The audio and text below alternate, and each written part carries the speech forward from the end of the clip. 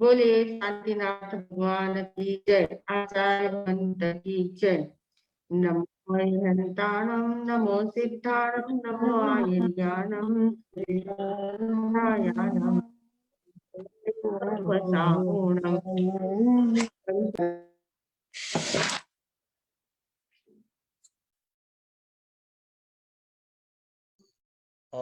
महाराज साहब जी, आपका ये अनम्यूट हो गया है गलती से। हाँ। मंगल श्री मिंदर स्वामी महाराज आपकी आज्ञा, भगवान आपकी आज्ञा, गुरु गोविंद जी महाराज आपकी आज्ञा। उत्तराध्ययन सूत्र के 33वां अध्ययन कर्म प्रकृति नामक अध्ययन के बारे में चर्चा करने की आज्ञा चाहते हैं। परम आदरणीय, परम वंदनीय, परम पूजनीय 24 तीर्थंकर भगवान, पंच परमेष्ठी भगवान तथा ज्ञानी, ध्यानी, त्यागी, तपस्वी समस्त ऊर्जा महापुरुषों के चरणों में भाव पूर्वक वंदन। आराध्य गुरुदेव पूज्य श्री आचार्य भगवान, तपसी जी महाराज साहब, पूज्य श्री माता जी महाराज साहब आदि समस्त उपकारी चरणों में भाव पूर्वक वंदन। संस्कार भारती वाणीभूषण पूज्य श्री प्रीति सुधा जी महाराज साहब के चरणों में भाव पूर्वक वंदन। यहाँ उपस्थित सभी श्रद्धावान धर्म प्रेमी जिज्ञासु भाइयों तथा सुशील बहनों, हम लोग कर्म प्रकृति के बारे में देख रहे हैं। कर्मों की विविध अवस्थाएं देख रहे हैं। कर्मों की जो अवस्थाएं हैं उनमें हमने बंध, उदय, उदीर्णा, सत्ता ये देख लिए थे। कल चारों अवस्थाएं हमने व्यवस्थित रूप से देखी थी और बहुत लोगों के मन में काफी प्रश्न उपस्थित हुए थे। तो सभी को इतना ध्यान में रखना है कि जो कर्म हमने बांधे हैं, जो कर्म हम बांधते हैं या पहले हमने जो कर्म बांधे हैं, हर एक कर्म बांधते समय जैसे हमारी कषाय उदय में रहती है, जैसे हमारे भाव रहते हैं, उस भाव के अनुसार कर्मों की स्थिति और रस बनता है। उसका फल देने की शक्ति और स्थिति, उसकी अवधि, ये उसी के अनुसार बनती जाती है और उसी में हम लोग परिवर्तन कर सकते हैं। अगर हमने पहले बुरे भाव से कर्म बांधे थे, तीव्र कषाय में कर्म बांधे हैं, तो उन कषाय से हम जब मंद कषाय में चले जाते हैं, मंद कषाय में जाने के बाद उन्हीं भावनाओं को वापस हम फिल्टर करते जाते हैं, रिफाइन करते जाते हैं, तो वे कर्म अपनी शक्ति देने में कमजोर हो जाते हैं, उनका रस कम हो जाता है, उनकी स्थिति भी कम हो सकती है। तो ये बात हर एक को ध्यान में ले लेना है कि जो भी हम कर्म बांध रहे हैं वे भुगतने वैसे के वैसे ही भुगतने पड़ेंगे, ये ऐसा नियम नहीं होता है। उसमें हम परिवर्तन ला सकते हैं और कुछ कर्मों को पहले उदय में लाकर भोग सकते हैं, उसको उदीर्णा कहते हैं। और ये जो परिवर्तन लाना है वो सिर्फ सत्ता की अवस्था में होता है। सत्ता यानी जो सिर्फ हमारे स्टॉक में पड़े हुए कर्म है, उन कर्मों में परिवर्तन आता है। उन कर्मों में परिवर्तन कैसे आएगा?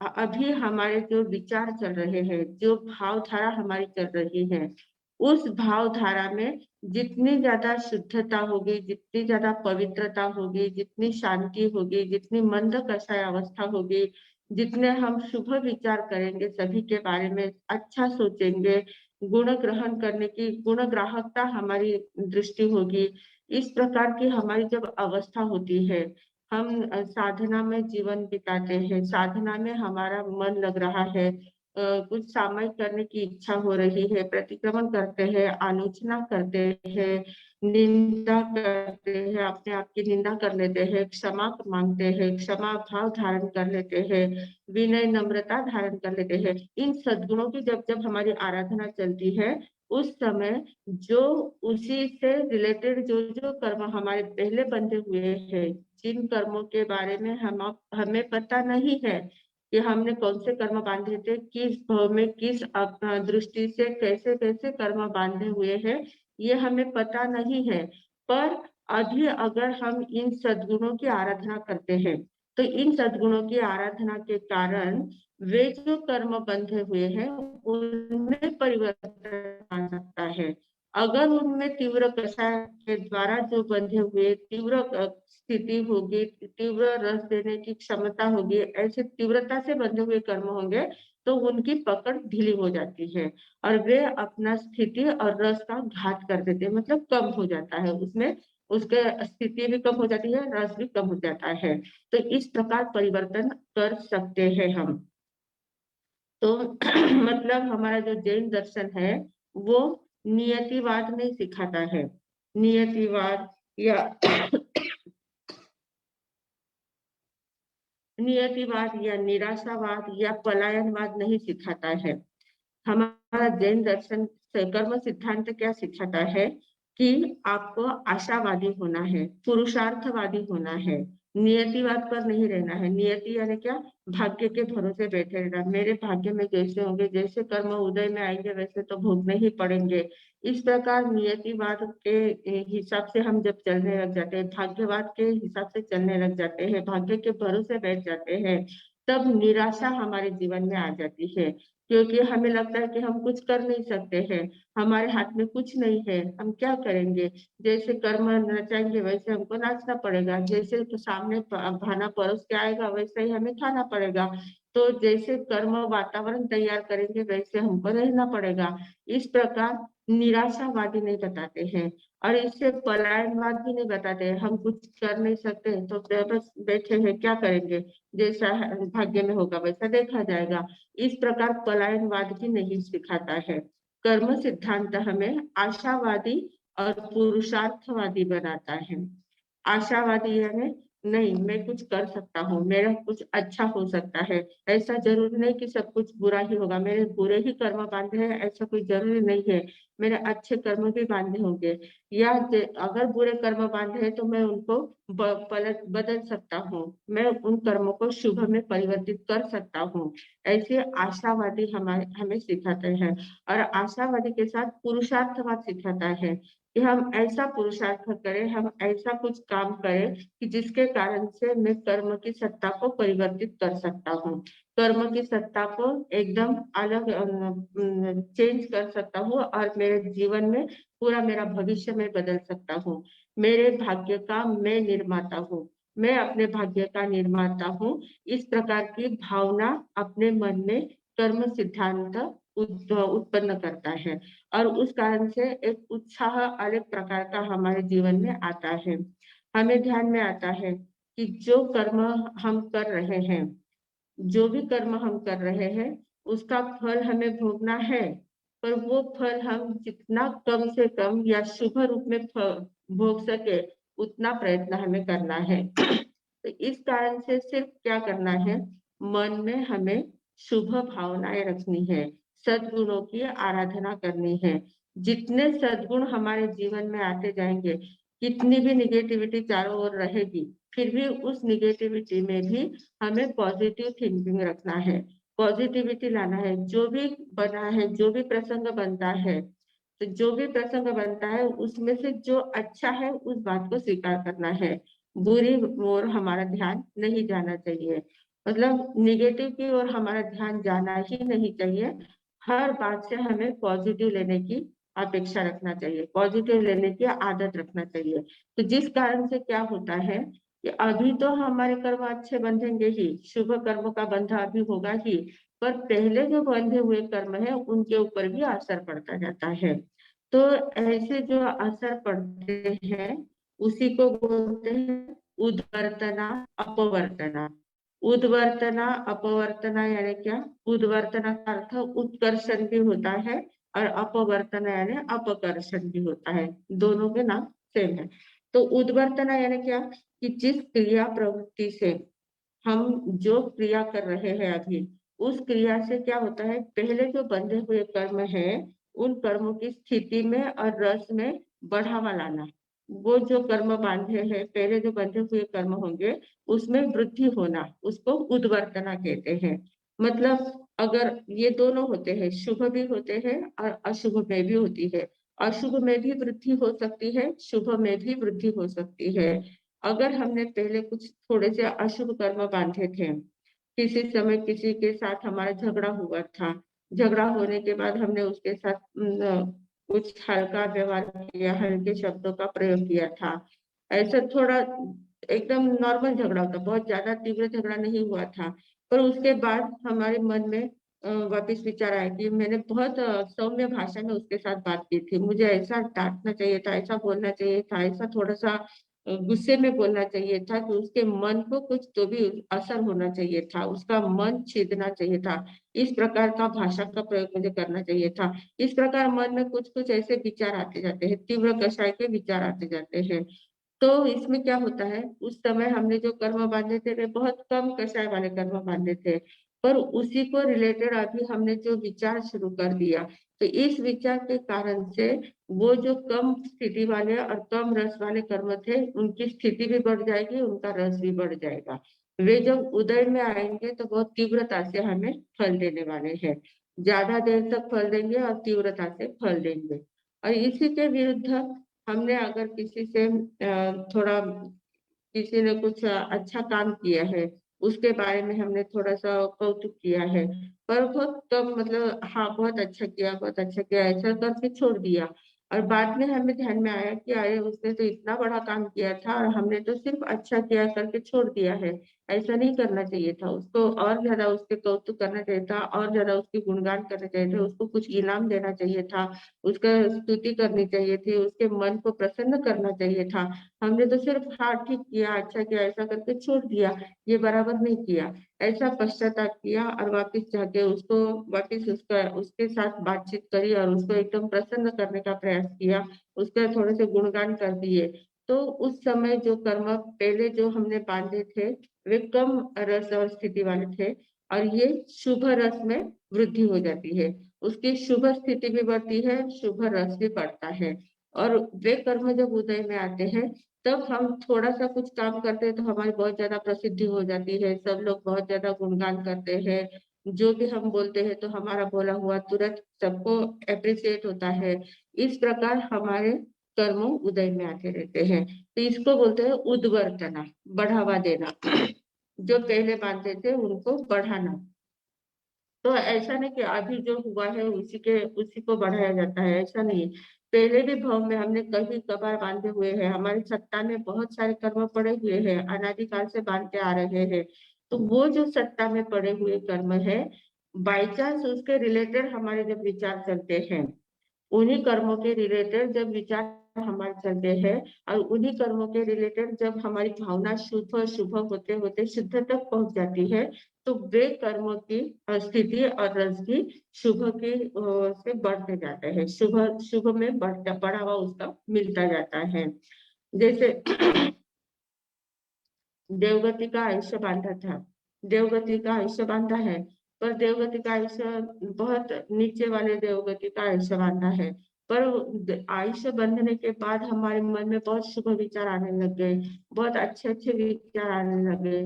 तो अच्छे विचार आने लगे और ज़्यादा कुछ दान देने की भावना बढ़ गई, शील पालने की भावना बढ़ गई, तपस्या की भावना बढ़ गई, तपस्या करने लग गए, साधना करने लगे। अच्छे इतने शुभ कर्मों को हम इकट्ठा कर लेते हैं। तो जो देवगति का आयुष्य हमने निम्न स्तरीय देवगति का आयुष्य बाँधा था, तो उच्च गति का देवगति का आयुष्य बदल जाता है।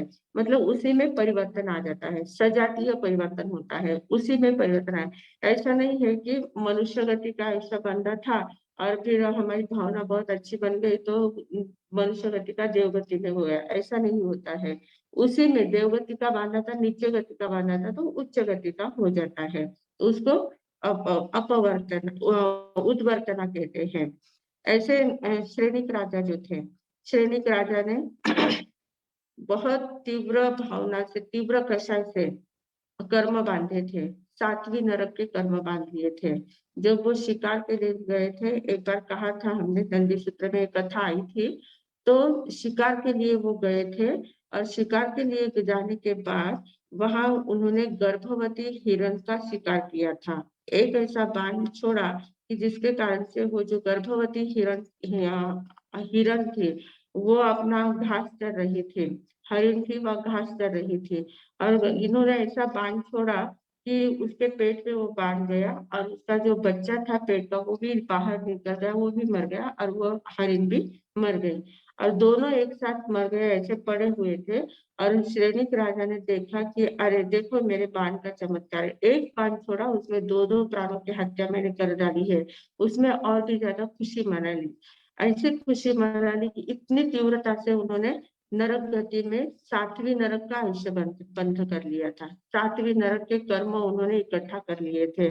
इतनी तीव्र कषाय के द्वारा उन्होंने कर्म बंध किए थे, क्योंकि उस जिस समय उनके मन में हिंसा तो की, और हिंसा करने के बाद उसकी अनुमोदना के भाव चल रहे थे, मन में उनको आनंद हो रहा था, उसी समय उनके आयुष्य का कर्म बंध हुआ, इसलिए उनका 7वीं नरक का बंध हुआ था कर्म का।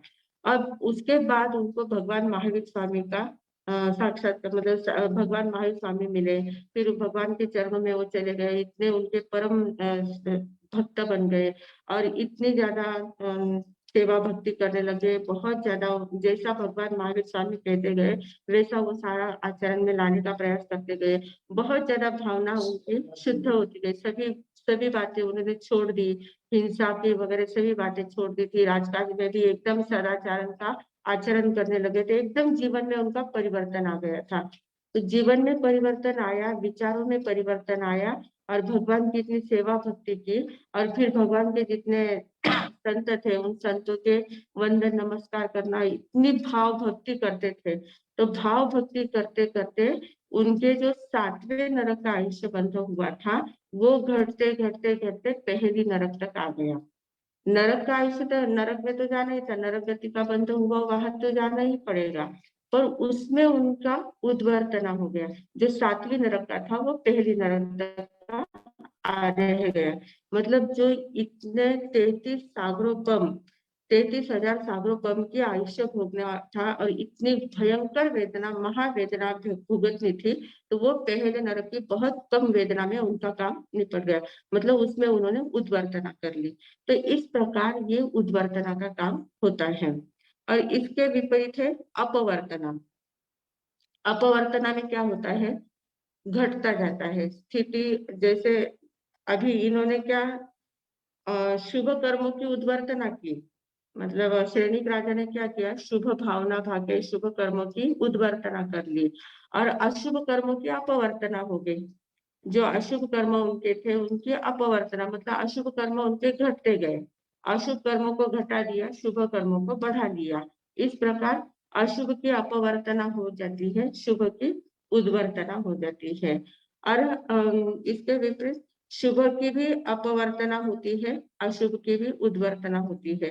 जैसे अभी मैंने कहा कि देवलोक का नीचे गति निम्न स्तरीय देवलोक का बंध किया है, पर बाद में शुभ भावना भाई तो उच्च गति का देवलोक का बंध हो सकता है।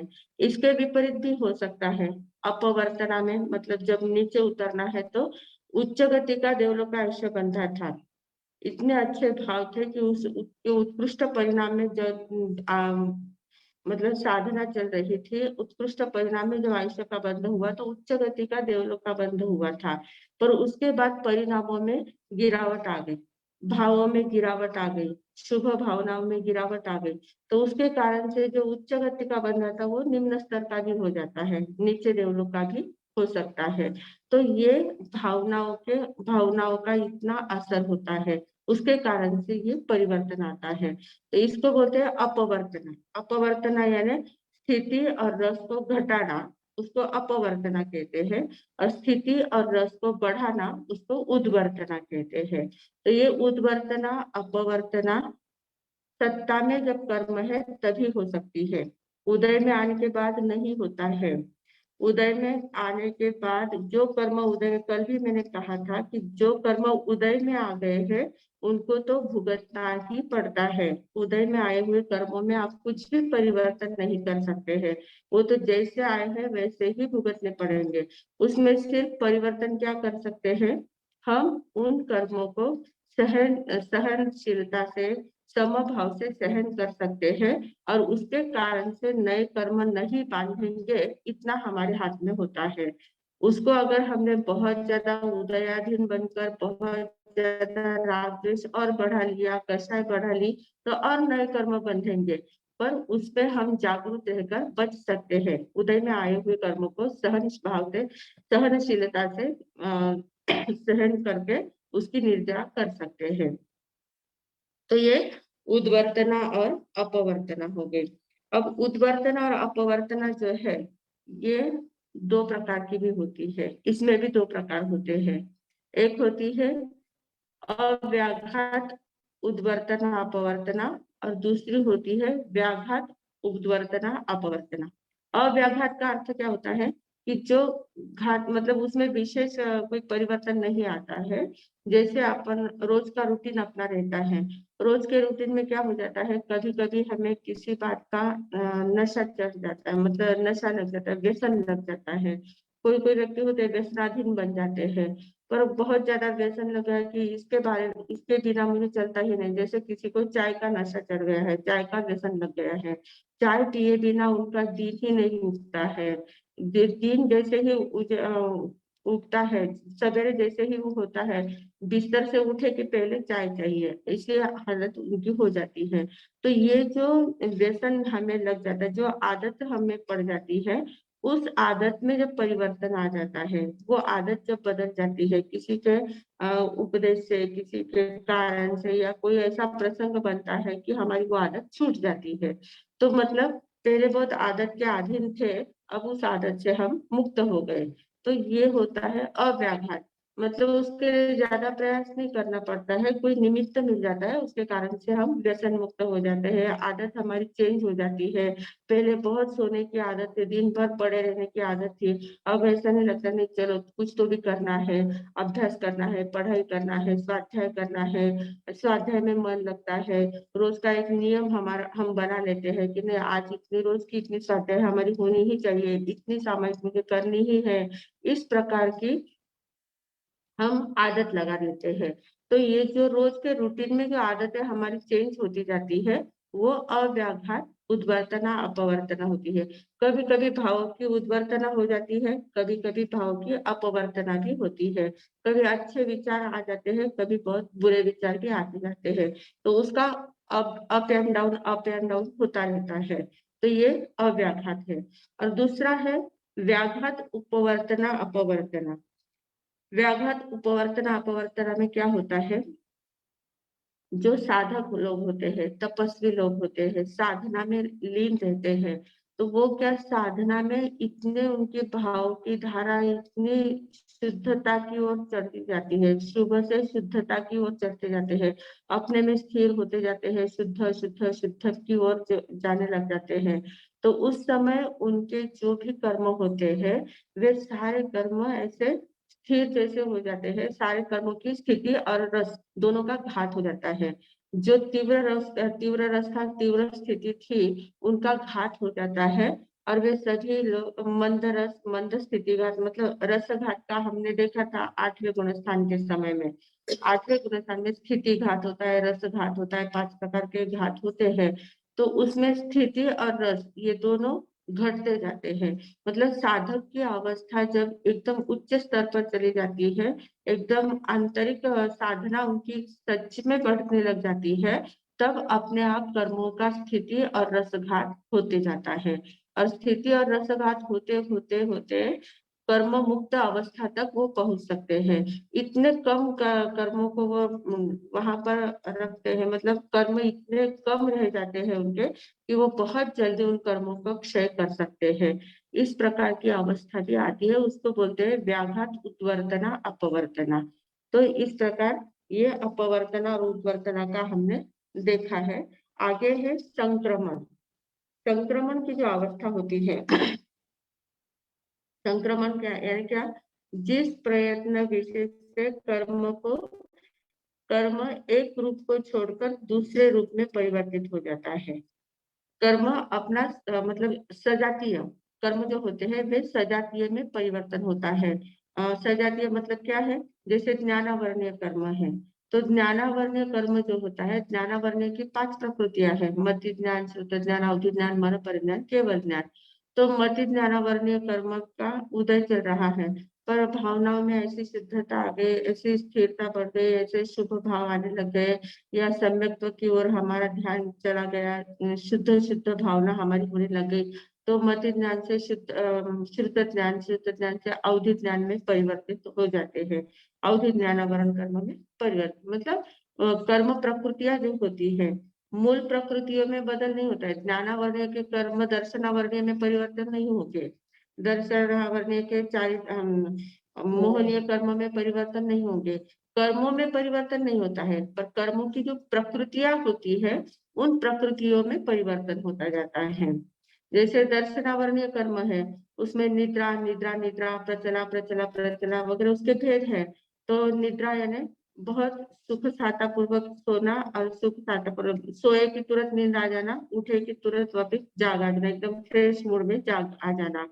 सोने के लिए भी तकलीफ नहीं और उठने के लिए भी तकलीफ नहीं, ऐसी जो होती है उसको सुख पूर्वक सोना, सुख पूर्वक उठना, उसको निद्रा कहते हैं। और निद्रा निद्रा क्या, बहुत मुश्किल से नींद आती है, करवटें बदलते ही रहते हैं, बदलते ही रहते, जल्दी नींद आती ही नहीं है। और नींद, एक बार नींद आई तो वापिस वो जल्दी खुलती ही नहीं है। मतलब दुख पूर्वक नींद आना और दुख पूर्वक नींद खुलना, उसको बोलते हैं निद्रा निद्रा। तो इसमें क्या होता है, जैसे हमारा जागरण बढ़ता जाता है, अंतर जागरण बढ़ता जाता है, तो इसका इन प्रकृतियों में परिवर्तन आ जाता है। बहुत निद्रा निद्रा की अवस्था थी, तो निद्रा में परिवर्तित हो सकती है, इसको संक्रमण बोलते हैं। मतलब एक प्रकृति का दूसरे प्रकृति में परिवर्तन होना, उसको संक्रमण कहते हैं। तो ये तो कर्मों की बात हुई। हम व्यवहार में भी देखते हैं, व्यवहार में भी संक्रमण कंटिन्यू हमारा चलता रहता है। उस दिन हमने कहा था ऊर्जा का संक्रमण करना है, जो दक्षिणायन में ऊर्जा जा रही है उसको उत्तरायण में लेना है, तो उत्तरायण में उसका संक्रमण करना है। सूर्य दक्षिणायन से उत्तरायण में संक्रमण करता है, मतलब एक स्थान से दूसरे स्थान में जाना, उसको भी संक्रमण कहते हैं। ये क्षेत्र का संक्रमण हो जाता है। एक होता है द्रव्य का संक्रमण। द्रव्य का संक्रमण कैसे होता है, जैसे दूध है, दूध का संक्रमण, दूध में जामन डाल दिया तो उसका दही बन गया, तो दूध के एक द्रव्य का दूसरे द्रव्य में संक्रमण हो गया, दूध का दही में संक्रमण हुआ, दही का मक्खन में संक्रमण हुआ, मक्खन का घी में संक्रमण हुआ, मतलब सजातीय में परिवर्तन जो आता है उसको संक्रमण कहते हैं। काल का संक्रमण कैसे है, दिन है, दिन पूरा हुआ, शाम रात की शुरुआत हुई, तो ये संधि काल जिसको कहते हैं, ये संक्रमण हुआ, दिन का संक्रमण रात में हुआ, रात का संक्रमण वापस दिन में होता है सवेरे। तो इस प्रकार काल का संक्रमण, एक ऋतु का दूसरे ऋतु में परिवर्तन होना। शरद ऋतु अभी शिशिर ऋतु चल रहा है, इसके पहले वसंत ऋतु था, वसंत ऋतु का शिशिर ऋतु में, ग्रीष्म ऋतु में, ग्रीष्म ऋतु का शरद ऋतु में, वर्षा ऋतु में, ऐसा एक एक ऋतु में, या गर्मी के दिनों का ठंडी के दिनों में, ठंडी के दिन पूरे होने के बाद बारिश के दिनों में, ऐसा ऋतुओं का भी परिवर्तन होते जाता है। तो ये परिवर्तन द्रव्य, क्षेत्र, काल, भावों में भी परिवर्तन होता है। भाव में कभी हमें किसी के साथ बहुत ज्यादा गहरी दोस्ती है, और तो दोस्ती इतनी ज्यादा गहरी दोस्ती है, पर कुछ प्रसंग ऐसा बन जाता है कि वो दोस्ती कब दुश्मनी में परिवर्तित हो जाती है पता नहीं चलता, इतनी दुश्मनी आ जाती है कि एक दूसरे को देखने के लिए तैयार नहीं, इस प्रकार दोस्ती दुश्मनी में परिवर्तित हो जाती है। और आज के जो दुश्मन है, तो इतने कट्टर दुश्मन है, पर उनको भी, उनके भी जीवन में ऐसा कुछ प्रसंग बन जाता है कि दोनों इतने गहरे दोस्त बन जाते हैं कि वो एक दूसरे को देखे बिना रह नहीं सकते, ऐसी भी अवस्था आ जाती है। ये भाव का संक्रमण है। द्वेष की भावना में राग का परिवर्तन होना, राग की भावना में द्वेष का परिवर्तन होना, तो ये भावों का संक्रमण होता है।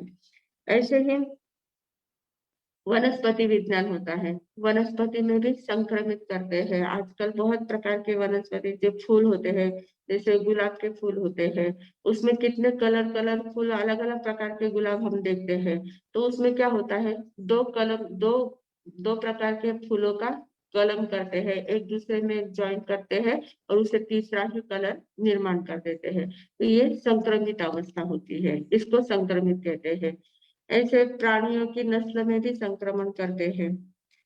जो जर्सी होस्टन ये गाय है, हमारी देसी गाय पहले थी, देसी गाय में, देसी गाय की एकदम प्योर जाति होती थी, पर उसमें कुछ संक्रमण कर दिया, संकरित अवस्था कर दी, उसमें दूसरा कुछ क्रॉस ब्रीड डाल दिया, तो वो एकदम जर्सी बन गई, होस्टन बन गया, अलग टाइप की वो गाय बन गई। तो इस प्रकार प्राणियों में भी संक्रमण किया जाता है। फिर चिकित्सा के क्षेत्र में हम देखते हैं, तो प्लास्टिक सर्जरी वगैरह करते हैं, हमारा चेहरा एकदम अलग होता है, पर प्लास्टिक सर्जरी करते तो एकदम चेहरा चेंज हो जाता है। तो उसमें संक्रमण हो गया। किसी का हृदय थोड़ा वीक है, हृदय का ट्रांसप्लांट कर दिया, तो उसका भी संक्रमण हो जाता है। किडनी ट्रांसप्लांट करते हैं, विकृत किडनी है, बीमार किडनी है, उसको निकाल देते हैं, अच्छी किडनी का ट्रांसप्लांट उसमें कर देते हैं, वो संक्रमित हो जाता है। तो इस प्रकार हर एक क्षेत्र में अलग अलग प्रकार का संक्रमण होता रहता है। मनोविज्ञान जो होता है आजकल मनोविज्ञान की भाषा बहुत चलती है। मनोविज्ञान का मतलब साइकोलॉजी की बहुत ज्यादा जरूरत भी है और उनका चलता भी बहुत ज्यादा है। तो साइकोलॉजी में, मनोविज्ञान में मार्गांतरीकरण और उदात्तीकरण ऐसे दो प्रकार के उपचार है। मार्गांतरीकरण यानी क्या? मार्ग का अंतर, मतलब जैसे एक क्रिया कुछ चल रही है, एक कार्य कोई कर रहा है, तो वो बराबर उसका ट्रैक बराबर नहीं है, जो काम वो कर रहा है उसका वो रास्ता बराबर नहीं है, तो उसका रास्ता चेंज कर देना। जो काम कर रहे हैं उस काम का रास्ता चेंज कर देना, उसको मार्गांतरीकरण कहते हैं। अन्य मार्ग से उसको ले जाना, अन्य रास्ते से उस अन्य दूसरा रास्ता उसको बताना कि ये बिजनेस तुम कर रहे हो, इस ढंग से मत करो, इसको दूसरे ढंग से करो। तो ये दूसरे ढंग से दूसरा रास्ता बताकर उसका मार्गांतरीकरण किया जाता है। दूसरा है उदात्तीकरण। उदात्तीकरण यानी क्या? कोई बच्चे होते हैं, इतने उदंड होते हैं, शरारती होते हैं, हिंसक वृत्ति वाले होते हैं, एकदम किसी की कुछ सुनते नहीं है, तोड़ फोड़ करने की आदत होती है, ऐसे एकदम विध्वंसकारी ऐसे बच्चे होते हैं, कुछ कुछ ऐसे होते हैं बच्चे। तो उनको उदात्तीकरण करते हैं, मतलब क्या करते हैं कि उन बच्चों को उनकी साइकोलॉजी देखते हैं कि इसको किस में रस है, कोई किन किन बातों में इसका ध्यान है, कौन सी बात करने की इसकी इच्छा होती है। तो उसको उसके अनुसार एक सकारात्मक रचनात्मक कुछ कार्य उसके सामने रखना कि तुम ऐसा, तुमको तोड़ फोड़ की इच्छा होती है ना, तो तुम ऐसा कुछ खिलौना वगैरह ऐसे कुछ गेम्स उसके सामने रखना कि इसको तुम तोड़ते जाना, उसको ज्वाइन करते जाना, तोड़ना ज्वाइन करना, उसमें तुम काम करते देखो, उसको दूसरे मार्ग पर लगाना, ताकि उसकी साइकोलॉजी चेंज हो सकती है। कुछ तो भी सकारात्मक उसको काम देना, रचनात्मक कुछ काम देना उसको। जेल में जेलर कैदी लोग होते हैं, हिंसक वृत्ति वाले होते हैं, आजकल जेल में भी गौशालाएं खोलते हैं। गौशाला खोलना है तो वो गाय की सेवा तुम करो, जो अपराध तो किया है सजा तो भुगत रहे हैं, पर सजा भुगतते भुगतते उनको अच्छे काम में लगाना, खेती के काम में लगा देना, या कुछ अच्छे कुछ करने के लिए कुछ उनके सामने प्रोजेक्ट रखना कि ऐसा ऐसा काम तुमको करना है।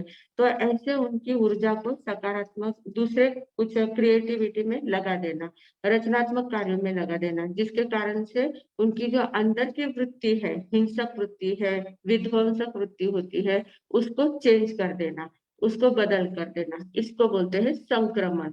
तो ऐसा हम व्यवहार में संक्रमण करते हैं।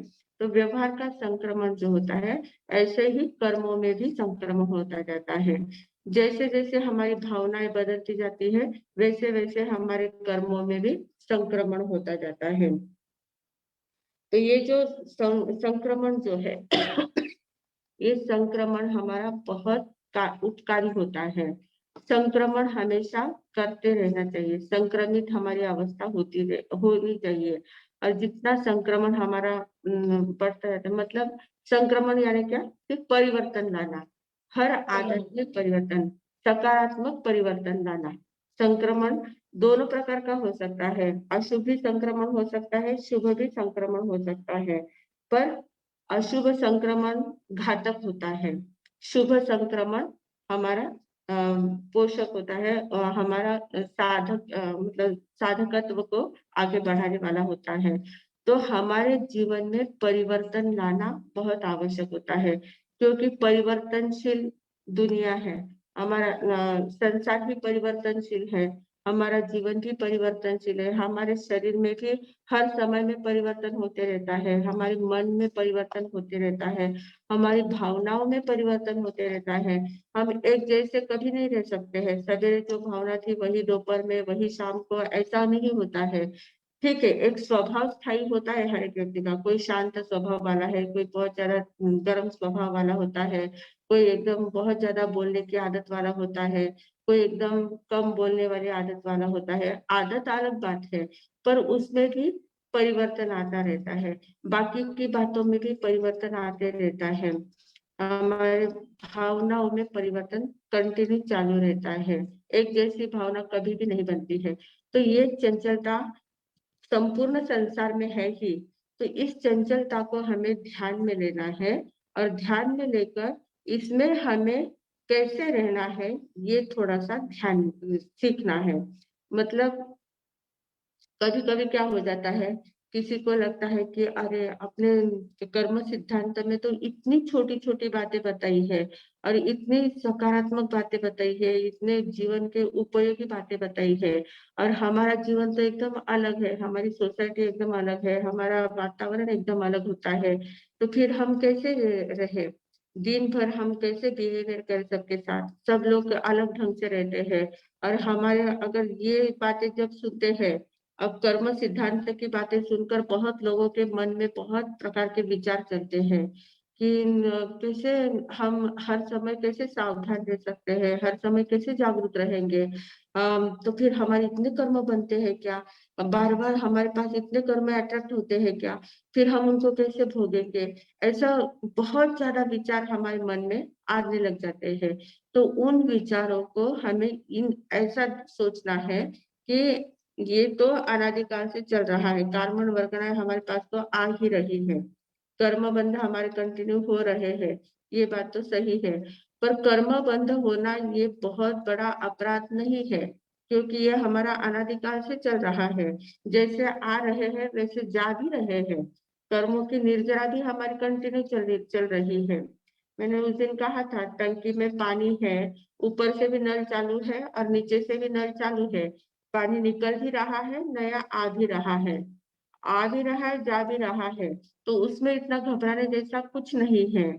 सिर्फ हमें ध्यान में क्या रखना है कि हम जहाँ भी रहते हैं, जैसे भी रहते हैं, दिन भर में जितने भी लोगों के साथ हमारा संपर्क आता है, तो हमें अपना जो स्वभाव है, अपनी जो भावना है, उन भावनाओं को ज्यादा से ज्यादा स्थिर रखने का प्रयास करना है।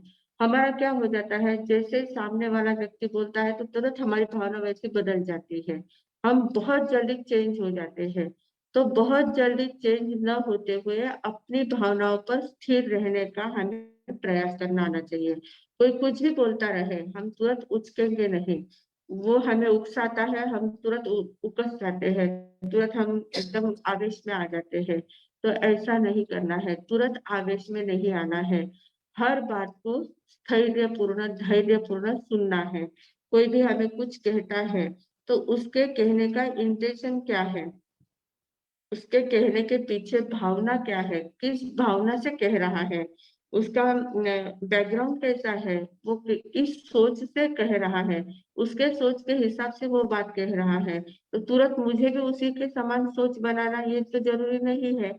मैं अपने सोच से, अपने विचार से, अपने चिंतन से, अपने बुद्धि से उसका चिंतन करूंगा, अपने बुद्धि से उसको सोचूंगा। और मुझे अगर वो बात बराबर पसंद पड़ रही, मेरे बुद्धि में बराबर वो फिट बैठती है, तो ही मैं उस काम को करूंगा, तो ही मेरे ऊपर उसका असर हो सकता है। नहीं तो मुझे उसके ऊपर असर करने की जरूरत नहीं है। अब जैसे इतना अपन क्लास में चर्चा कर रहे हैं, क्लास में चर्चा चलते समय बहुत सारी बातें सामने आती है।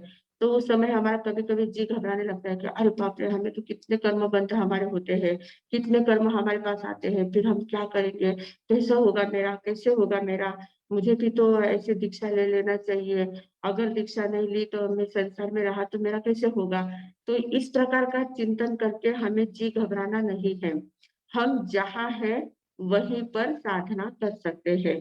ऐसा जरूर नहीं कि सभी को दीक्षा लेना ही जरूरी है, सभी को दीक्षा लेना पॉसिबल भी नहीं होता है। दीक्षा भले ही ना ले, पर साधना हमें करनी है। साधना क्योंकि भगवान ने सिर्फ दीक्षा का मार्ग नहीं बताया है, 4 प्रकार के तीर्थ की स्थापना की है, साधु साध्वी श्रावक और श्राविका।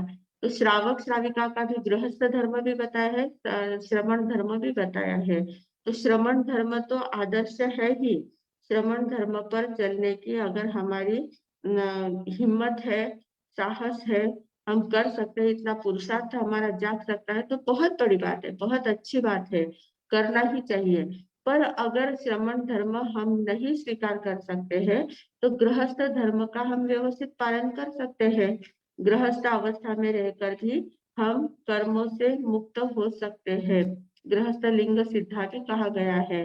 तो गृहस्थ अवस्था में हम कर्म बंध से मुक्त हो सकते हैं। कम कर्म बंध करेंगे, शुभ कर्म बंध करेंगे, कम से कम हमारे कषाय उदय में लाएंगे, और जो भी कर्म बांधेंगे वो शुभ कर्म बांधेंगे, और अच्छे अच्छे कर्म बांधकर अपवर्तना उसकी करते जाएंगे, उद्वर्तना करते जाएंगे, और अच्छे देवलोक में जाएंगे, अच्छे स्थान पर दूसरा भाव हमें जो मिलेगा, तब ऐसा वातावरण मिलेगा कि हमारी और भावना बढ़ती जाएगी और हमें सन्मार्ग की प्राप्ति होती जाएगी।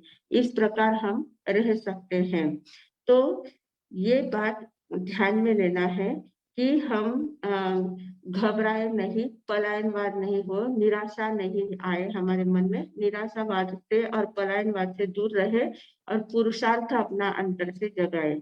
जहां भी है हम पॉजिटिव थिंकिंग रखेंगे, सबके साथ प्रेम से रहने का प्रयास करेंगे, दोस्ती भाव बढ़ाएंगे, और कम से कम वैर भाव रखेंगे। किसी के साथ हमारा वैर भाव नहीं होना चाहिए। तो शायद जितनी कम कर सकते हैं उतनी कम करने का प्रयास करेंगे। पर कम करना मतलब ऐसा नहीं कि अंदर दबा के रखना। हम लोग क्या कहते हैं, बहुत लोग कहते हैं कि गुस्सा, आजकल मैं गुस्सा करता ही नहीं हूँ, पहले बहुत गुस्सा करता था, आजकल करता ही नहीं हूँ। तो गुस्सा बाहर व्यक्त नहीं करते, पर अंदर में दबा के रखते हैं। और फिर जो अंदर में दबाया हुआ होता है वो तो बहुत ज्यादा डेंजर होता है। वो तो कब एकदम उसका स्फोट होगा, उसका कुछ कह नहीं सकते। तो अंदर में दबाना नहीं है, मन को मारना नहीं है, मन को समझाना है, मन को सही दिशा में ले जाना है, उदात्तीकरण की ओर ले जाना है। उदात्तीकरण से मन की जो मनोदशा होती है, उस मनोदशा को नई दिशा देना है, अच्छी दिशा देना है, सत्कार्य में उसको लगाना है, सन्मार्ग में उसको लगाना है। अगर ऐसा करते जाएंगे तो निश्चित रूप से हम कर्म बंध से भी बचते जाएंगे, अशुभ कर्म बंध से भी बचते जाएंगे, और जो कर्म हमारी सत्ता में जो कर्म पड़े हैं, बंधे हुए हैं, उनका हम शुभ उत्वर्तना और अशुभ की अपवर्तना करते जाएंगे, शुभ की उद्वर्तना करते जाएंगे, और शुभ में संक्रमण हमारा करते जाएंगे। तो निश्चित रूप से हमें इस जीवन में भी आनंद आएगा, और अगले जीवन में भी बहुत आनंद आए बिना नहीं रहेगा, और सन्मार्ग की प्राप्ति हुए बिना नहीं रहेगी। इतना ही बोलकर मैं विराम लेती हूँ। ओम शांति। समय पूरा हो चुका है।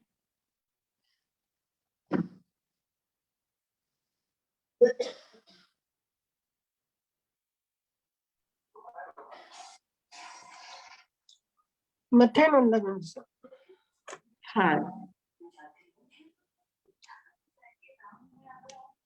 कर्म प्रकृति का आज 5वां क्लास।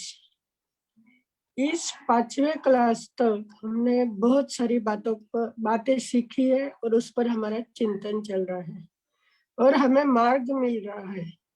कर्मों से डरना नहीं है, कर्मों से पुरुषार्थ से किस तरह से तोड़ना है, यह सीखने की शुरुआत हो गई है। अभी जो कर्म बांधे हैं उसको तो भोगना पड़ता ही है, ऐसा नहीं है। जो कर्म बांधे हैं उसमें परिवर्तन लाकर फिर हम उसको भोगेंगे कि उसकी तीव्रता और रस कम कर सकते हैं। सत्ता में पड़े हुए कर्म की उदीर्णा होती है। कल इस पर काफी विश्लेषण हुआ था कि उदीर्णा कैसे होती है। जो स्टॉक में पड़े हुए कर्म है, वो उदय में आने के पहले अगर उसकी उदीर्णा कर ली तो उस कर्म की निर्जरा हो सकती है। लेकिन अगर उदीर्णा हुई नहीं और कर्म उदय में आ गए, तो उदय में जब कर्म आते हैं तो उस समय किस तरह से संभाव से रहना है कि जिससे हमारे नए कर्म का बंधन नहीं होना चाहिए। भावधारा में जितने शुद्ध भाव होंगे, गुणग्राहक दृष्टि होगी, साधना में लीनता होगी, विनय नम्रता अगर धारण कर लेते हैं, तो सद्गुणों के आराधना के कारण उससे जो रिलेटेड कर्म है उस कर्म की स्थिति और रस कम होता है।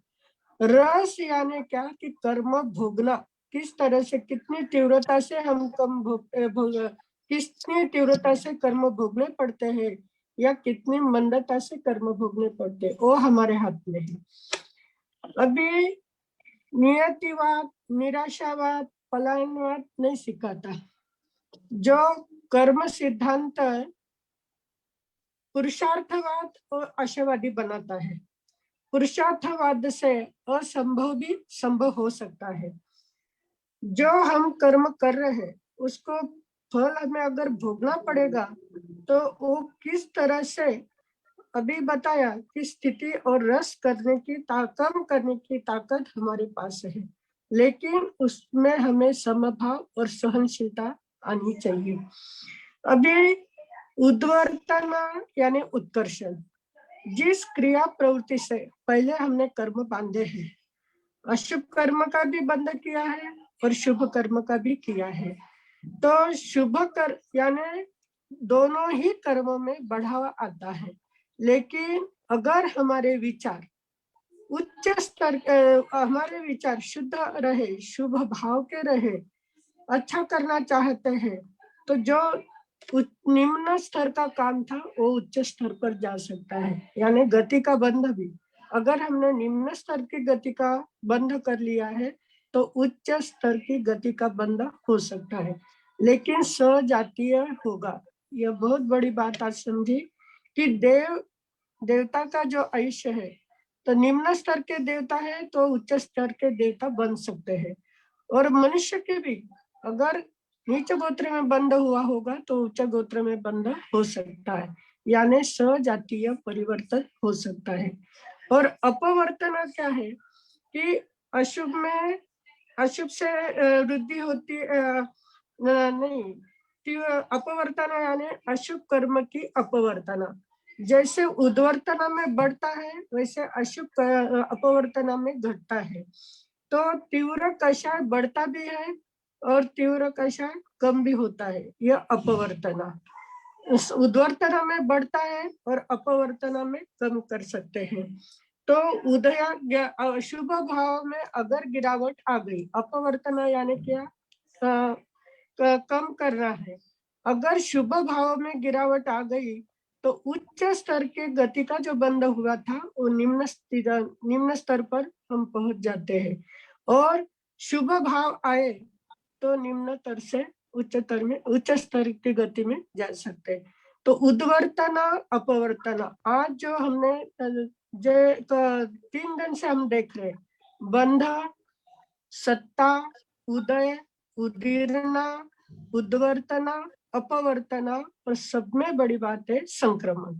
तो संक्रमण कैसा होता है, और उद्वर्तना के भी 2 प्रकार बताए। अव्याघात उद्वर्तना कि उसमें विशेष परिवर्तन नहीं होता है, कि जैसे आदत से आदत के अधीन हो गए, लेकिन कुछ ऐसा निमित्त मिल गया कि वो आदत हमारी तुरंत छूट जाती है, तो अव्याघात। और व्याघात उद्वर्तना किससे कहते हैं कि जो तपस्वी, जो साधक साधना कर रहे हैं, साधना में इतने बढ़ते बढ़ते उनकी साधना की धारा इतनी उच्च स्तर पर पहुंच गई तो बहुत सारे कर्मों से मुक्त होने तक वो पहुंच जाते हैं, कर्मों से मुक्त होने तक की अवस्था तक वो पहुंच जाते हैं, वो व्याघात उद्वर्तना। अभी इसके आगे बताया कि संक्रमण। संक्रमण यानी क्या है, कर्मों में बदल नहीं होता लेकिन उसकी प्रवृत्ति में बदल होता है। और एक है कि मति ज्ञानावर्णीय कर्म, दर्शनावर्णीय, वेदनीय जो भी कर्म होंगे सजातीय कर्मों में ही बदल होता है, यानी उसकी उत्तरोत्तर प्रकृति में हम परिवर्तन कर सकते हैं। प्रकृति यानी अभी बताए हमारे सबने कि मति ज्ञानावर्णीय के 5 भेद जो है, मति ज्ञान, श्रुति ज्ञान, अवधि ज्ञान, मनोपर्याय ज्ञान, केवल ज्ञान।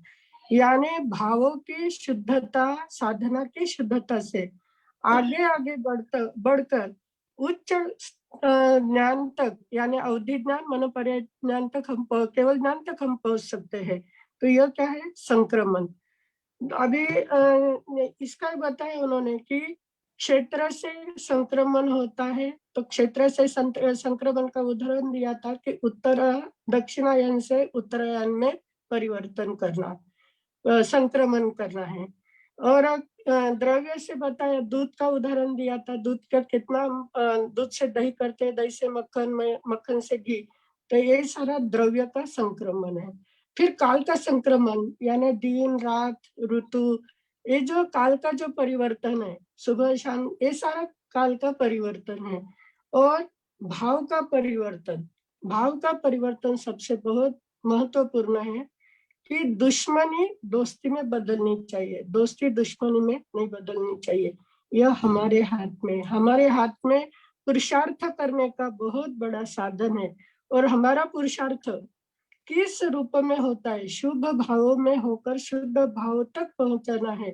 और ऐसा अगर हमारे कि जैसे जैसे हमारी भावना बदलती जाती है, वैसे वैसे संक्रमण हो जाता है। संक्रमित अवस्था होनी ही चाहिए। हर आदत में अगर सकारात्मक परिवर्तन लाना है, तो कर्म सिद्धांत की बातें आज हम सुन रहे हैं, और सुनते सुनते खाली सुनना नहीं है, उस पर चिंतन करना है। और चिंतन कर करके अपनी भावना को स्थैर्यपूर्ण और धैर्यपूर्ण बनाना है। कि हमारे साहब ने अभी बताया कि श्रमण धर्म और गृहस्थ धर्म, श्रमण धर्म लेना तो बहुत बहुत बहुत पुण्यवानी का उदय आता है, तब श्रमण धर्म स्वीकार कर सकते हैं। लेकिन अगर वो नहीं हम कर पाते, तो गृहस्थ धर्म तो हमारे हाथ में है। हमने इतने गृहस्थ धर्म हुई है, सिर्फ नहीं है, उस व्रतों का पालन करके वह भी गृहस्थ लिंग सिद्ध बनने का भी उसमें से प्रयास हो सकता है, अगर पुरुषार्थ किया तो। इतनी बातें आज हमने सुनी है, सुनकर उसमें चिंतन करके सही में हमारे जीवन में परिवर्तन लाने का हम प्रयास करेंगे। इसी मंगल भावना के साथ मैं विराम लेती हूँ। धन्यवाद मासी जी। आगे कल के कुछ प्रश्न है, उसमें एक ऐसा प्रश्न था कि उदीरना करने की प्रोसेस क्या है, उदीरना हुई या नहीं, ये हमें समझ में आता है क्या? उदीरना हुई, अब कल हमने बहुत सारे उदाहरण देखे थे उदीरना के, तो उसमें हमें ध्यान में आता है ना, अगर हम जो भी प्रयास कर रहे हैं, जैसे आपने कुछ ऑपरेशन किया है, कुछ दर्द है, आपके शरीर में कुछ गठान है और उसका आपने ऑपरेशन कर लिया, वो गठान निकल गई, आपको साता मिल गई है, तो उदीरना हो गई है, उदीरना का फल आपको मिल गया है। तो ये ऐसे कुछ प्रसंग होते हैं, तो उसमें हमें ध्यान में आता है कि उदीरना हमारी हुई है या नहीं हुई है। उदीरना का होता है फल तो ध्यान में आता है। जी जी, आगे कल का ही प्रश्न है क्या? कल का एक प्रश्न है कि कषाय और मन वचन काय का दोनों के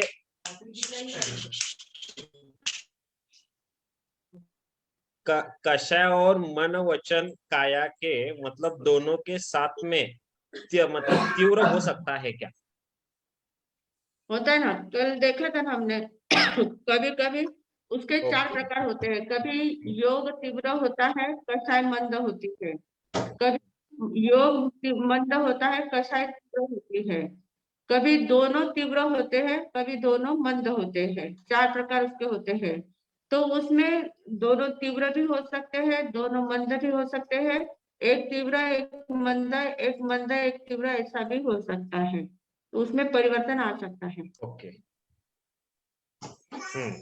आज के चैट बॉक्स में प्रश्न ऐसा है कि उदय प्राप्त कर्मों की स्थिति कितने समय की होती है? हमने जैसे बांधे होंगे वैसे ही होती है, जितने समय तक रहती है। कभी कभी क्या होता है, कुछ कर्म उदय में आते हैं, जैसे सर दर्द का वेदनीय कर्म उदय में आया है। वेदनीय कर्म इतना जबरदस्त उदय में आया है, पर वो तुरंत थोड़ी देर के बाद एकदम शांत हो जाता है। थोड़ी देर तक हमने कुछ भी दवाई भी नहीं करी, कुछ नहीं करी, अपने आप चला जाता है। तो ये थोड़ी देर के लिए आया हुआ उदय था। और कुछ कुछ कभी कभी ऐसा होता है कि इतना दर्द होता है, कितनी दवाई लो कुछ भी करो वो जाता ही नहीं है, बहुत ज्यादा वेदना होती है, तो वो ज्यादा देर तक का सर दर्द है। मतलब ऐसे जो भी हमारे जीवन में उदय में जो भी आता है वो कितनी देर तक रहता है वो हमारे कर्म के अनुसार डिपेंड करता है। हमने वो कर्म बांधते समय कैसे हमारी कषाय थी, उस कषाय के अनुसार उसकी स्थिति बंद होता जाता है, तो इसलिए वो हम कह नहीं सकते उसको कितनी देर तक रहेगा। आगे एक प्रश्न है कि मतलब जो लोग मतलब आर्मी या युद्ध में जीत के आते हैं फिर वो सेलिब्रेशन करते हैं, तो मतलब किस में आते हैं? क्या क्या कहा? मतलब जो कुछ लोग रहते हैं कि आर्मी या युद्ध में जाते हैं और जीत के आते हैं, फिर आने के हाँ, बाद वो सेलिब्रेशन करते हैं, तो वो किस में आते हैं वो? तो वो जीत सेलिब्रेशन है ना उनका, तो शुभ कर्म है। उन्होंने आर्मी में युद्ध किया था, किस लिए किया था? अपने देश की रक्षा के लिए उन्होंने युद्ध किया था, तो उसमें उन्होंने जीत हासिल की है, तो देश की सुरक्षा की है, तो वो शुभ कर्म का बदला उनका हो रहा है। भावना उनकी शुभ थी ना, इतने लोगों को भले वहां हिंसा की है, पर हिंसा के पीछे भावना या रक्षण की भावना थी। भावना के अनुसार उसमें परिवर्तन आता है। हिंसा के कर्म बंध तो होते ही है, पर उसके पीछे की भावना के कारण से कर्म, हमारा जो सिद्धांत है भावना प्रधान धर्म है। भावे भावना भाविये भावे दीजिए दान, हमारे यहाँ चलता है, भावना को बहुत ज्यादा महत्व दिया गया है। जैसी भावना रहती है वैसे कर्म बंध होते हैं, तो भावना को बहुत ज्यादा महत्व दिया गया है। तो उनकी भावना, अगर मेरे देश की रक्षा करनी है, इतने लोगों की रक्षा करनी है, इसलिए थोड़ी सी मुझे हिंसा करनी पड़ी तो भी चलेगी, पर मुझे बाकी की रक्षा करनी है। और मारते समय भी, सामने हिंसा करते समय भी ध्यान उनका रहता है कि मैं हिंसा कर रहा हूँ, पर मेरी हिंसा करने की भावना नहीं है, वो लोग मुझे प्रेरित कर रहे हैं इसलिए मुझे करना पड़ रहा है। करना पड़ रहा है इस हिसाब से अगर करते हैं तो उससे बहुत कम कर्म बंध होते हैं। पर मैं करूंगा, मैं तो किसी को जिंदा नहीं छोड़ूंगा, मैं ऐसे तीव्र क्रूर भावना से करेंगे तो उससे कर्म बंध जाते हैं। और अभी कल जो छाया जी का रह गया था, तो आप कुछ सबसे संक्षिप्त में पूछिए थोड़ा प्लीज, जो भी है बोलिए। हाँ, पटेल वंदा मैम, हाँ मेरा बोलो। प्रश्न ये है। हाँ, हाँ, तो बोलो ना। मेरा कल का एक प्रश्न है। अपन इसमें अपने जन्म से ही काल सर्प योग लेके आते हैं, है ना? यू नो, हाँ, काल सर्प योग लेके आते हैं, तो वो जो आवाज होने कट वाली रही, समझ घटना नहीं आ रहा। निकाल, काल सर्प योग पत्रिका आवाज में कट बोलते रही। नहीं है काल सर्प योग लेके, तो काल सर्प, आवाज कट हो रही, एक मिनट। आपका आवाज नहीं आ रहा है, सिर्फ काल सर्प इतना ही आवाज आ रहा है। हाँ, अभी आ रहा है क्या आवाज? हाँ आवाज आ रहा है, बोलिए, थोड़ा संक्षिप्त में पूछिए क्योंकि इस समय हमारे पास कम है। लेकिन मेरे 2-4 प्रश्न है जी। तो काल सर्प योग लेके आते हैं जन्म से, तो काल सर्प का मतलब क्या है कि काल पूरा होने के पहले ही अपनी मृत्यु हो जाती, कभी दुर्घटना में होती, कभी ये होती। तो ये तो आया हुआ टलता नहीं है, ऐसे कि गजस कुमार। आपका नहीं, प्रश्न क्या है? आपका वहां प्रश्न कैसे, क्या है? डायरेक्टली प्रश्न क्या पूछिए, है? आपका प्रश्न पूछिए डायरेक्टली। तो ये काल सर्प योग कम कर सकते हैं क्या अपन? उसका प्रभाव कम कर पहली बात सकते तो हैं? काल सर्प योग ये कोई ज्योतिषी का केवल कहना है, ऐसा कुछ नहीं होता है। हमारे पास आयुष्य दो प्रकार के होते हैं, एक सोपक्रम आयुष्य, एक निरुपक्रम आयुष्य। आयुष्य कर्म के समय उसका विश्लेषण आने वाला है। तो जो अकाल में मृत्यु होती है उसका, जिसका सोपक्रम आयुष्य होगा उसकी अकाल में मृत्यु होती है, और जिसका अकाल में मृत्यु नहीं हो पाती उनका निरुपक्रम आयुष्य होता है। तो वो उसके काल सर्प के साथ कोई इसका संबंध नहीं। ये तो क्या है, कुछ पंडित लोगों की, ये जो ज्योतिष लोग होते हैं, उनका कुछ कमाई का एक हिस्सा भी होता है। उनकी काल सर्प की शांति करो, ये करो, वो करो, कुछ कहते हैं, ऐसा कुछ नहीं रहता है। हाँ, तो यही मन में कुछ दम रखना नहीं है। हाँ, तो अपन साधना करते हैं तो बच सकते हैं फिर नहीं, दुर्घटना हर एक से। व्यक्ति को तो मरना ही है। जो जीवन में आया है वो तो मरने ही वाला है। और बचना तो वो भी मोह हो जाता है। एक व्यक्ति मरने वाला है, तो उसमें डर रखने का कोई जरूरत नहीं है। जिसका जब आएगा मृत्यु तब वो जाने ही वाला है। आप उसके डर रखने का मतलब नहीं है। कुछ शांति करो या ना करो, जब जाना है तब तो जाएगा ही वो। तो ऐसा मन में कुछ बड़ा है, ऐसा नहीं होता है। और कल का और एक, अच्छा ठीक है, और कल का एक कि अपन डायबिटिक पेशेंट हैं, उनको इंसुलिन देना पड़ता है। इंसुलिन अपन शुगर के ये नहीं, आजकल इससे ऐसा नहीं, आजकल देते हैं सिंथेटिक आता है। पैंक्रियास से। तो आजकल इंसुलिन, नहीं ऐसा कुछ नहीं है। दवाई दवाई जो आती है, दवाई, हर एक दवाई हिंसक ही होती है, ऐसा कुछ नहीं होता है। आजकल इंसुलिन भी थोड़ा सिंथेटिक अलग टाइप का आने लग गया है, उसमें इतनी हिंसा नहीं है। हाँ वही, हाँ। और ओके। आपका एक प्रश्न है, एक सिद्धा, अनेक सिद्धा, स्वलिंग सिद्धा, पुल्लिंग सिद्धा, इसका मतलब चाहिए मुझे। अच्छा, वो समय आने पर कहेंगे, आएगा उसका विषय। ओके, अच्छा ठीक है, फिर आज का चलो, पचका। थैंक यू छाया जी।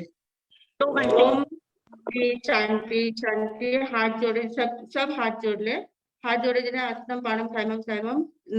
सूर्योदया उपरांत नवकाशी पोरशी 1.5 पोरशी आपापल्या ध्यानाप्रमाणे उपेक्षित म्हणते पडिक कमी निंदे करे ओसरे ओसरे 2 घंटे तक कथा वार्ता करने ऐसा उपेक्षित कष्टांतस म्हणते पडिक कमी निंदे करे ओसरे ओसरे। धन्यवाद। आगे हमारे जो बीए सेकंड ईयर में अभी हमारे स्टूडेंट है, वैसे चंचल जी कोठारी। हाँ जी,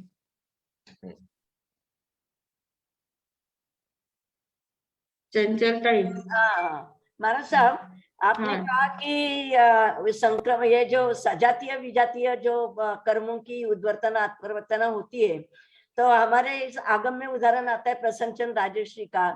तो पहले नरक का बंध बांधे, फिर देवलोक का बांधे, फिर सिद्ध गति का बांधे। ये कैसा संक्रमण हुआ? फिर ये विजातीय हुआ ना? संक्रमण उनका कर्म बंध, कर्मों का बंध नहीं हुआ था। कर्म बंधने योग्य पुद्गल उन्होंने ग्रहण किए थे। मतलब वैसे दलित उन्होंने इकट्ठे किए थे कि उस समय अगर उनका आयुष्य का बंध होता तो उस स्थान का हो जाता। उस समय आयुष्य का बंध करते तो 7वीं नरक का होता। उस समय आयुष्य का बंध करते तो देवलोक का होता। उस समय करते तो पहली नरक का होता। पर उन्होंने कर्म बंध नहीं किया था, क्योंकि वो चरम शरीरी थे। उन्होंने कर्म आयुष्य का बंध किया ही नहीं था। सिर्फ विचारों का संक्रमण उनका हो रहा था। तो विचारों में उद्वर्तना अपवर्तना चल रही थी, विचारों में ही संक्रमण चल रहा था, और देखते देखते केवल ज्ञान प्राप्त हो गया। हाँ, तो बंद हुआ नहीं था, इसलिए। अच्छा, थैंक यू। हाँ, हाँ। ओके मासी जी। आगे प्रमिला जी जैन।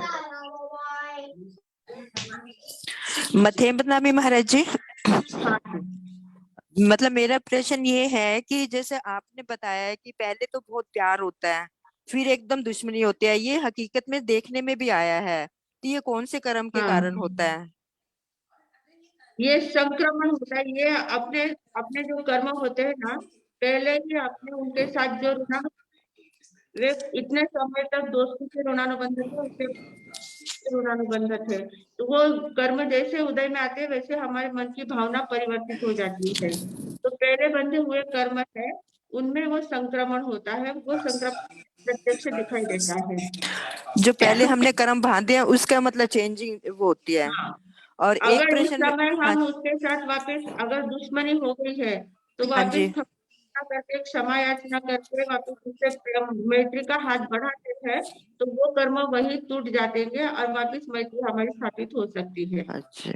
एक प्रश्न ये था, जैसे प्रवचन में सुनने में आता है कि एक बार आयु कर्म के साथ जो कर्म बन जाते हैं वो हमें काटने ही पड़ते हैं, उसके बिना भोगे बिना छुटकारा नहीं मिलता। एक तो निकाचित कर्म होते हैं और दूसरे कर्म भी मतलब भोगने पड़ते हैं, तो ये कैसे हाँ, मतलब?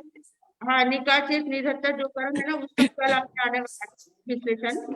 कल जी निकाचित कर्म का ही विश्लेषण चलेगा, तो उसमें उसके बारे में बताएंगे। बहुत बहुत धन्यवाद, आभार महाराज जी। मथेन बंदा में बहुत अच्छा हाँ, करवा रहे हैं, अच्छा लग रहा है, मतलब बहुत सुन के भी। अच्छा लग रहा मथेन है। बंदा में, हाँ जी, हाँ, मथेन बंदा में।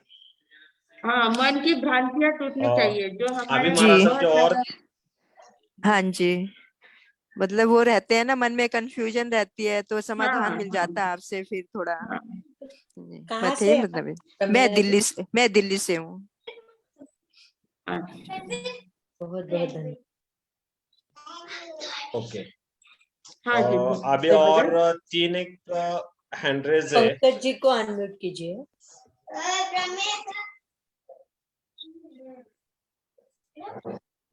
मथेन मारसा मथेन मारसा हाँ, हाँ जी, कौन बोल रहे हैं? तो गुण सम्यक दर्शन की यूट्यूब लिंक चाहिए, इसके ऊपर आए मिल सकती है तो अच्छा रहेगा।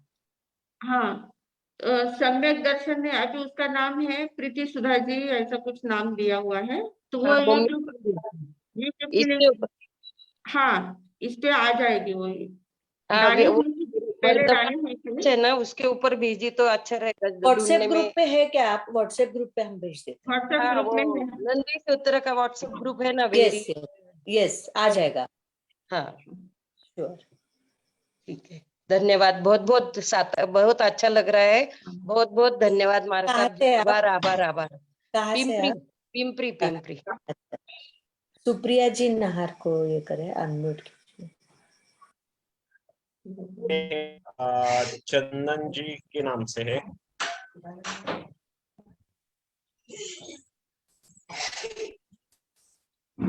મને એમ્બિલરે બચકાન चाहिए सकाळ से।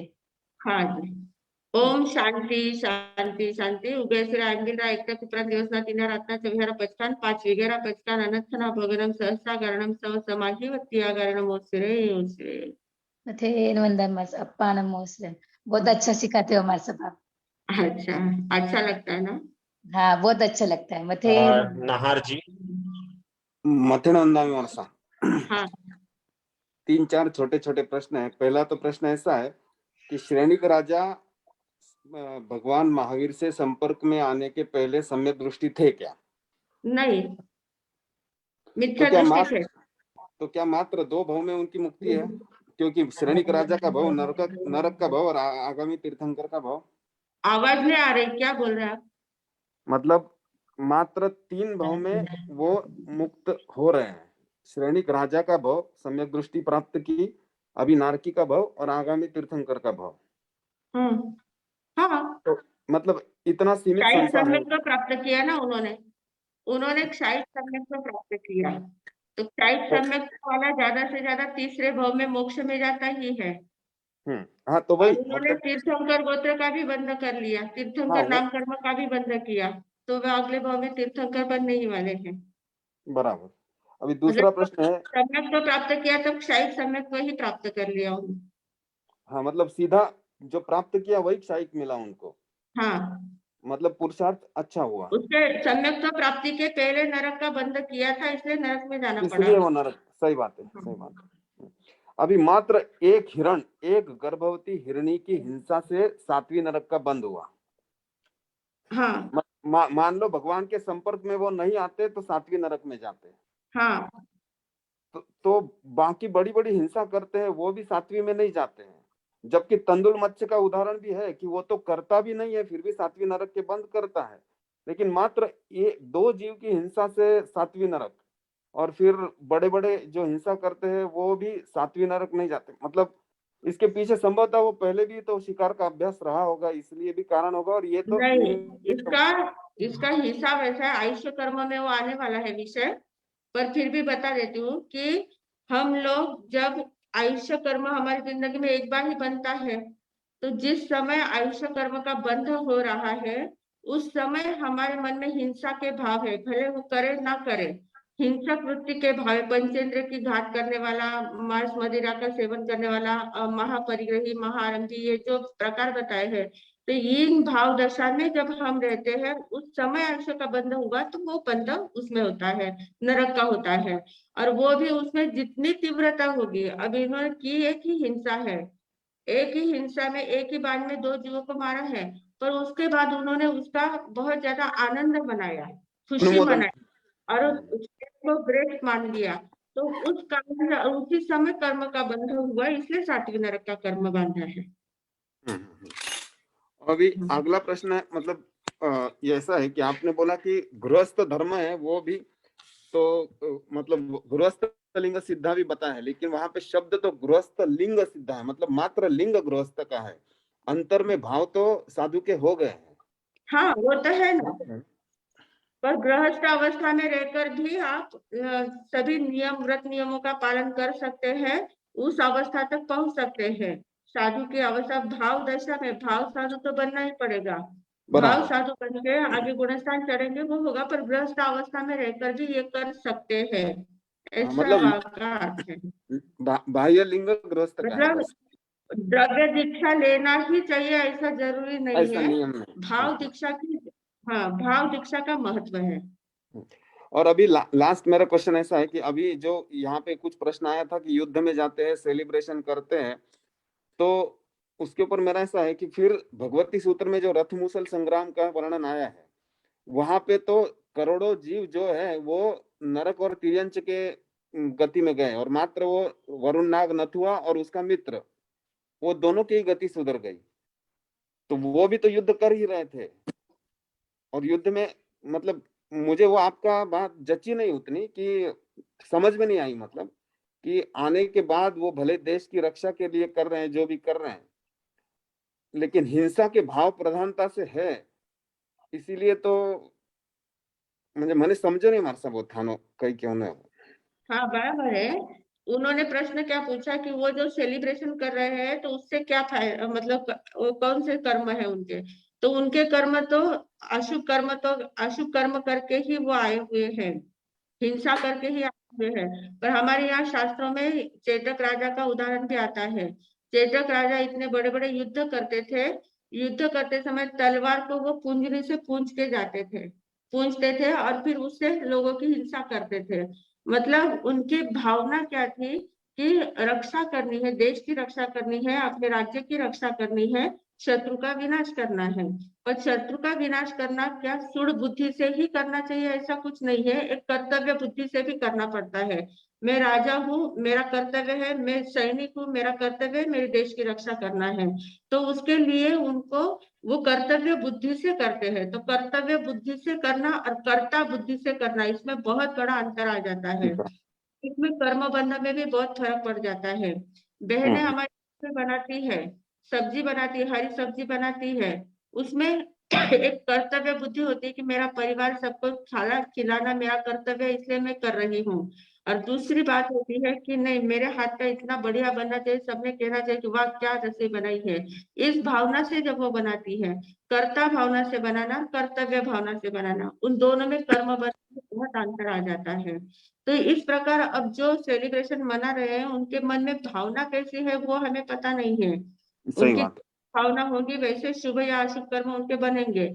पर उन्होंने उनके मन में अगर ऐसी भावना है कि हमें देश की रक्षा करनी थी और उसमें हमें जीत मिली है, हमने जो हमारा कर्तव्य था वो हमने पूरा किया है, इसलिए उनके शुभ कर्म बनेंगे वहां। हाँ, मतलब ऐसा शत्रु बुद्धि नहीं रखनी है। भावना के ऊपर ही सब डिपेंड है, जैसी भावना होगी वैसे ही कर्म बनेंगे। घनी कृपा कराई, अनंत हाँ अनंत उपकार। हाँ दया। चलो और क्वेश्चन है कि मेडिसिन लिए तो कर्म क्षय होते हैं या नहीं होते हैं? हाँ मेडिसिन लिया तो कर्म का क्षय होता है या नहीं होता है? कर्म का क्षय होने का सवाल नहीं है, वो तो कर्म जो उदय में आते हैं वो अपना उदय का कार्य उनका पूरा होने के बाद वो तो क्षय होने ही वाले हैं, मेडिसिन लो या मत लो। पर मेडिसिन लेने के कारण से क्या हो जाता है, आपकी वेदना उतनी शांत होती है, आपको वो वेदना महसूस नहीं होती है। वेदना अंदर में हो रही है पर वो वेदनाएं महसूस नहीं होती है, और वो वेदनाएं महसूस न होने की वजह से नए कर्मों का बंध आप नहीं कर पाते हैं। नए कर्मों के बंध में थोड़े कम कर्म बंधे, कषाय नहीं होती, क्योंकि वेदना में आप और नए कर्म बहुत ज्यादा बांध लेते हैं, पर वेदना थोड़ी सी कम हो जाती है तो मन थोड़ा शांत हो जाता है, तो कर्म बंध थोड़े कम होते हैं। तो मेडिसिन लिया नहीं लिया तो भी कर्म तो क्षय होते ही है, पर उसके निमित्त से नए कर्म बांधे या नहीं बांधे उसके ऊपर डिपेंड करता है। हाँ, हो गया आज के सब क्वेश्चन। मंगल हाँ। पाठ। मंगल पाठ। ओम शांति शांति शांति। गुरुदेव की आज्ञा से चत्तारी मंगलम अरिहंता मंगलम सिद्धा मंगलम साहु मंगलम केवली पन्नतो धम्मो मंगलम। चत्तारी लघुत्तमा अरिहंता लघुत्तमा सिद्धा लघुत्तमा साहु लघुत्तमा केवली पन्नतो धम्मो लघुत्तमो। चत्तारी शरणं पवज्जामि अरिहंते शरणं पवज्जामि सिद्धे शरणं पवज्जामि साहु शरणं पवज्जामि केवली पन्नतम धम्मम शरणं पवज्जामि। चार मंगल, चार उत्तम, चार शरणा, दुख हरना, सुख करना और शरणा कोई जो भवित प्राणी आदरे तो अक्षय अमर पद। बोले भगवान महावीर स्वामी की जय। आचार्य भगवंत की जय। पूज्य श्री माता जी महाराज साहब की जय। वाणी भूषण पूज्य श्री प्रीति सुधा जी महाराज साहब की जय। सब साधु संतन की जय। आज के आनंद की जय। कर्मों की उदीरना कैसे करना, इसका मार्ग दिखाने वाले, कर्म की लीला कैसी होती है वो सिखाने वाले परम पूज्य संयम प्रीति जी महाराज साहब जी को बहुत बहुत धन्यवाद। आभार आभार आभार। Vardhaman education and research institute की तरफ से मैं जो भी नए लोग जुड़े हैं उनका भी सच में तहे दिल से बहुत बहुत आभार मानती हूँ।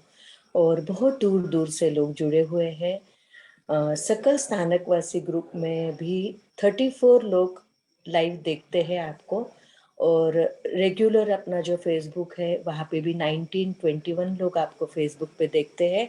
और दूसरे दिन सुबह सामयिक लेके 9 से 10 बजे बैठ के 64 जन सुनते हैं। तो ऐसे जो भी सुन रहे हैं उन सभी का सच में तहे दिल से बहुत बहुत धन्यवाद करते हैं। और हमारा जो नया कोर्स आ रहा है उसके बारे में हम सभी ग्रुप पे डालेंगे। ये 3 महीने का हमारा जो एवरी सैटरडे या फ्राइडे रहेगा 2 घंटे का क्लास। तो आप सभी जन जुड़ने का प्रयास करना और ज्यादा से ज्यादा लोगों तक मैसेज भेजना। इतना कह के ही मैं विराम लेती हूँ। आज बहुत देर हुई है, सभी को सॉरी। आज ज्यादा क्वेश्चन थे इसके लिए लेट हुआ। धन्यवाद।